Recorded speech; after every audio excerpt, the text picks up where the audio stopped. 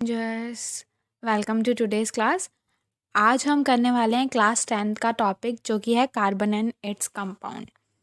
सो Covid की वजह से सीबीएसई ने इस बार सिलेबस काफ़ी रिड्यूस कर दिया है, जो कि एक बहुत अच्छी बात है। तो क्लास 10th का जो चैप्टर है कार्बन एंड इट्स कंपाउंड, इसमें काफ़ी सारे टॉपिक जो हैं कट चुके हैं। तो मैं आपको फुली रिवाइज चैप्टर करवाने वाली हूँ और इसमें हम सारे टॉपिक्स कवर करेंगे एक ही वीडियो में। तो चलिए आइए वीडियो को स्टार्ट करते हैं। तो carbon is an element and it is non metal. ये तो बेसिक सी चीज़ है जो कि सभी को पता है। आपने प्रीवियस चैप्टर में भी कार्बन के बारे में पढ़ा ही होगा। कार्बन का एटॉमिक नंबर 6 होता है। कार्बन एक नॉन मेटल है। Branch of chemistry that deals with study of carbon compound is called organic compound. ऐसी केमिस्ट्री की ब्रांच जो कि कार्बन कंपाउंड के बारे में स्टडी करती है उसको ऑर्गेनिक केमिस्ट्री कहते हैं। सॉरी गाइज, यहाँ कंपाउंड के बदले केमिस्ट्री आएगा। Large number of things we use in our daily life are made from carbon compound. Example LPG, coal, rubber, plastic. हम अपनी लाइफ में जितनी सारी चीज़ें यूज़ करते हैं उनमें से काफ़ी सारी चीज़ें कार्बन कंपाउंड से बनी हैं। चाहे वो खाना बनाने के लिए एलपीजी हो, चाहे हमारी गाड़ियों के लिए या किसी भी चीज़ के लिए कोल हो, रबर, प्लास्टिक, ये सब चीज़ें कार्बन से मिलके बनी हैं। कार्बन जो है वो कोवैलेंट बॉन्ड बनाता है।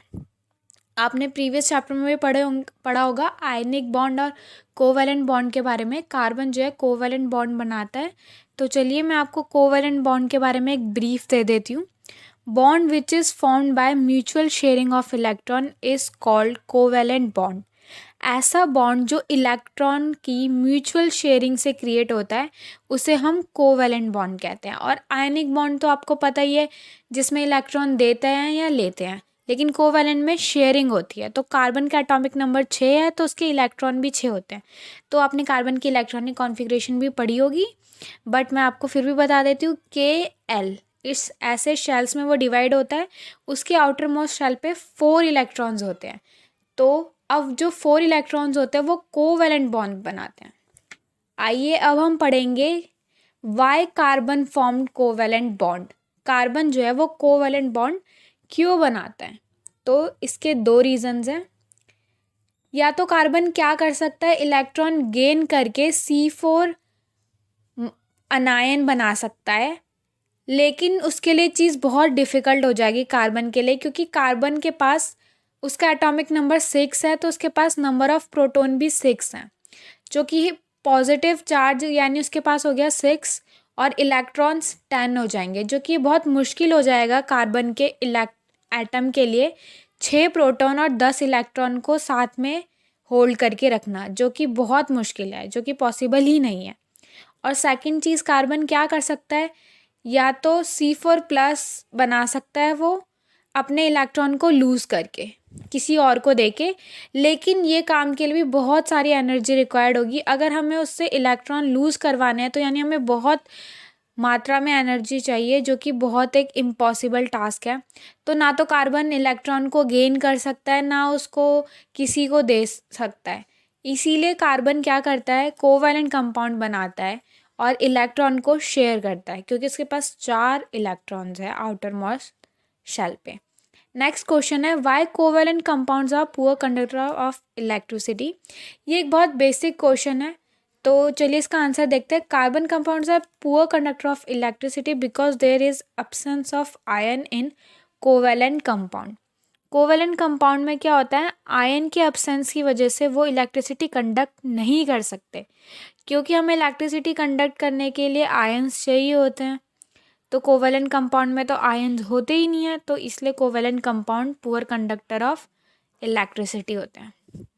तो इससे हमें ये पता चला कि कार्बन क्या है, पुअर कंडक्टर ऑफ इलेक्ट्रिसिटी। अब हम नेक्स्ट क्वेश्चन करेंगे। गाइज आप ये मत सोचिएगा कि इसमें टॉपिक कवर नहीं हो रहे हैं, मैं आपको क्वेश्चन के ज़रिए टॉपिक कवर करा रही हूँ, जो कि आपके लिए एक ईजी मेथड रहेगा कोई भी टॉपिक को पढ़ने के लिए। तो चलिए नेक्स्ट क्वेश्चन देखते हैं। Why carbon forms large number of carbon compounds, what is so special about carbon.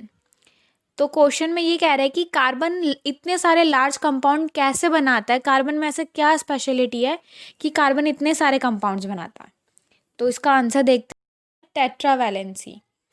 Carbon is a tetravalent, carbon जो होता है टेट्रावैलेंट होता है क्योंकि उसके पास ऑब्वियसली 4 इलेक्ट्रॉन्स है। Carbon can combine with 4 different atoms, 4 electron होने की वजह से वो 4 अलग अलग एटम के साथ कंबाइन हो सकता है, जिससे कि वो बहुत सारे कंपाउंड बना सकता है। अगली प्रॉपर्टी है सेल्फ लिंकेज की, कैटेनेशन। इस प्रॉपर्टी में क्या होता है, property of carbon to link with its atom and form chain is called catenation. Because of this property different structure are obtained. Self linkage property होती है कार्बन की, वो अपने ही दूसरे कार्बन एटम्स के साथ कंबाइंड होके एक चेन बना के बहुत सारे क्या कंपाउंड बना लेता है, कार्बन कार्बन के साथ ही कनेक्ट होके, तो जिससे कि हमें बहुत अलग अलग डिफरेंट तरीके के स्ट्रक्चर मिलते हैं।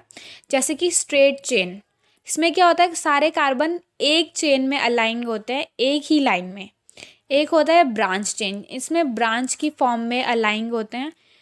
और थर्ड हमारा स्ट्रक्चर जो हमें मिलता है वो होता है साइक्लिक स्ट्रक्चर। इसमें हेक्सागोनल स्ट्रक्चर है कार्बन का, वो साइक्लिक स्ट्रक्चर होते हैं। गाइज आपको मैं बता दूं कि कार्बन बहुत ही ज़्यादा कंपाउंड के साथ मिलके बहुत सारे कंपाउंड्स बनाता है। क्लास 12th में आपकी एक पूरी बुक होगी ऑर्गेनिक केमिस्ट्री के ऊपर, जिसमें आप सिर्फ कार्बन कंपाउंड्स के बारे में पढ़ेंगे, तो वो तो खैर बात की बात है। चलिए अब हम नेक्स्ट टॉपिक देखते हैं, allotropes of carbon.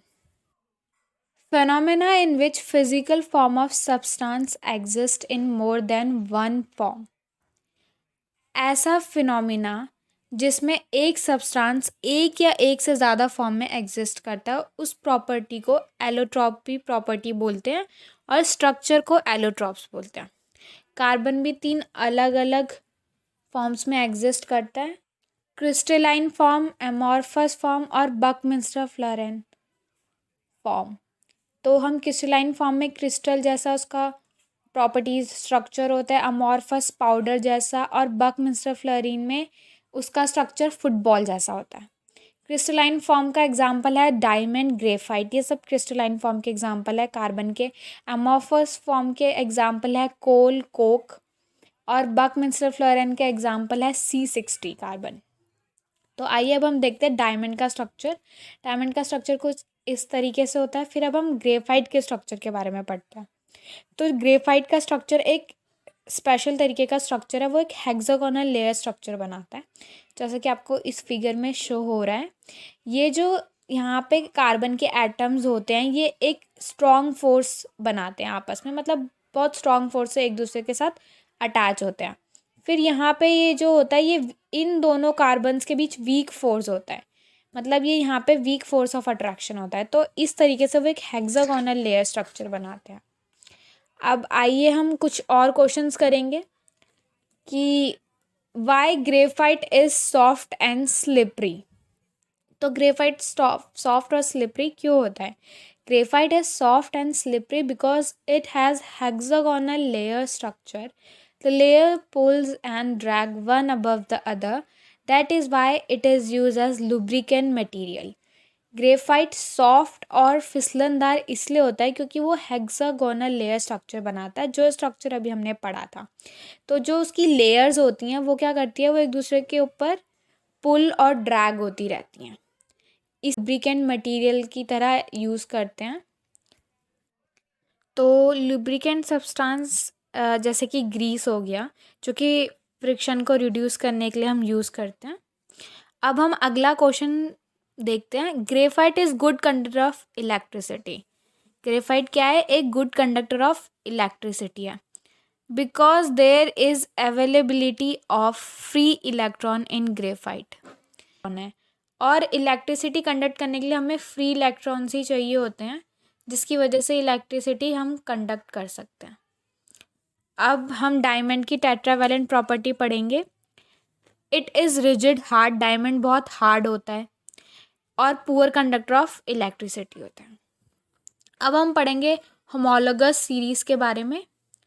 A group of organic compounds having similar structure and similar chemical properties in which successive compound differ by CH2 group. तो आइए इसको समझते हैं। ऐसा ऑर्गेनिक कंपाउंड का ग्रुप, मतलब कार्बन कंपाउंड्स का ग्रुप, जिनके सिमिलर स्ट्रक्चर होते हैं और जिनकी केमिकल प्रॉपर्टी भी सेम होती है, और उनके में हर एक एक नेक्स्ट मेंबर होता है, वो उसमें CH2 जो है ऐड होता जाता है। तो ये एग्जाम्पल है, ये अल्केन ग्रुप का एग्जाम्पल है। इसमें पहले CH4 था फर्स्ट, फिर सेकंड में C2H6 था, फिर C3H8 हुआ। तो इसमें क्या हो रहा है, प्लस CH2 ऐड होता जा रहा है हर एक एक मेंबर के बाद। तो इसी को ही हम होमोलोगस सीरीज कहते हैं। इसके आइए कैरेक्टरिस्टिक्स देखते हैं, इसमें क्या कैरेक्टरिस्टिक्स हैं। Each member of homologous series differ from its higher and lower member by CH2, कि वही हर एक एक मेंबर में कितने का डिफरेंस होता है, CH2 का डिफरेंस होता है। All member show some chemical property, same chemical property, sorry, सारे जो मेंबर्स होते हैं उनकी केमिकल प्रॉपर्टी सेम होती है। थोड़ा फिर थर्ड पॉइंट है, there is variation in physical property of each member, लेकिन हर एक मेंबर की फिजिकल प्रॉपर्टी में वेरिएशन होता है। अब गाइस हमारे इस चैप्टर का लास्ट टॉपिक बचा है, जो कि बहुत इंपॉर्टेंट टॉपिक है। एसिटिक एसिड और अल्कोहल के बीच की रिएक्शन है, जो कि एग्जाम व्यू। तो इसमें हम एथेनोइक एसिड को एथेनॉल से रिएक्ट कराते हैं। ये हमारा एथेनोइक एसिड है और ये हमारा एथेनॉल है। जब हम इन दोनों को रिएक्ट कराते हैं कैटलिस्ट की प्रेजेंस में, तो ये लोग कंबाइंड होकर एक ईस्टर बनाते हैं। और कैटलिस्ट, मैं बता दूं कैटलिस्ट का क्या काम होता है। कैटलिस्ट हमारे रिएक्शन को फास्ट बना देता है, और इसमें हम कैटलिस्ट जो यूज़ करते हैं वो कंसनट्रेटेड H2SO4 यूज़ करते हैं। उसके बाद ही हमें ईस्टर मिलता है, उसको हम इथाइल एसीटेट भी बोलते हैं। तो अब इसकी हम डेफिनेशन देख लेते हैं। When carboxylic acid reacts with alcohol to produce ester, it is called esterification reaction। इसको ही हम esterification reaction बोलते हैं। जो ईस्टर्स होते हैं वो फ्रूटी स्मेली कंपाउंड होते हैं, उनकी स्मेल मीठी होती है। फिर आपको क्वेश्चन भी पूछ सकता है कि व्हाट इज़ ईस्टर। तो ester are fruity smelly compounds, उनकी स्मेल फ्रूट जैसी होती है, थोड़ी मीठी स्मेल होती है। और फंक्शनल ग्रुप भी पूछ सकता है, उनका फंक्शनल ग्रुप होता है OCO या CO, ये उनका फंक्शनल ग्रुप है। ये रहा उसका फंक्शनल ग्रुप। तो गाइज ये हमारे इस चैप्टर का लास्ट टॉपिक था। अब बहुत ही लिमिटेड टॉपिक्स थे, आपको समझ में आ गए होंगे, बहुत सिंपल टॉपिक्स थे इस चैप्टर के लिए। क्योंकि CBSE ने बहुत सारे टॉपिक्स काट दिए हैं, तो एक प्लस पॉइंट हो जाएगा आपके लिए। तो अगर आपको कुछ भी डाउट हो, आप नीचे कमेंट सेक्शन में मुझे पूछ सकते हैं। और थैंक यू वीडियो को यहाँ तक देखने के लिए। अगर आपको मेरी वीडियो पसंद आई हो तो प्लीज़ चैनल को लाइक, शेयर और सब्सक्राइब ज़रूर करें। Thank you Avengers.